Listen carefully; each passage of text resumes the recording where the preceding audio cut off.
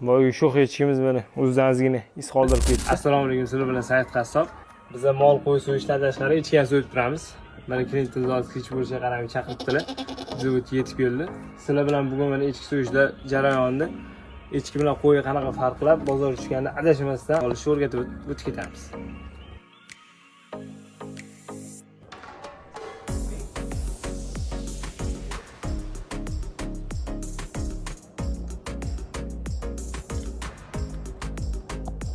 Lekin echkiga ham jim mehr berib boqishgan ekan. Echkimizdan echkiga yog'ini qaranglar, buni yog'ini.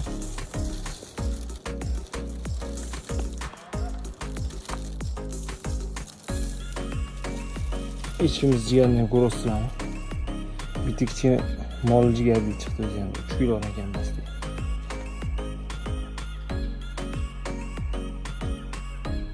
Sizlarga boya aytib o'tganimizdek, qo'y bilan echkini asosiy farqlarini aytib o'tib ketamiz. Birinchi farq mana bu qo'rg'i qo'yiki ingichka yapaloqroq bo'ladi. Bunda dumaloq. Echkini qo'rg'asi dumaloq bo'ladi. Mana shuni ajratib olasizlar. Ikkinchi farqi dumba bo'lmaydi. Bunda dumg'aza bo'ladi echkida. Dumg'azasidan ajratib olasizlar. Keyin soni dumaloqroq, yog'sizroq bo'ladi. Qo'yda yog'li bo'ladi. Bizdan kuzatib boringlar, sog' bo'linglar, salomat bo'linglar. Katta rahmat, joningiz sog' bo'lsin.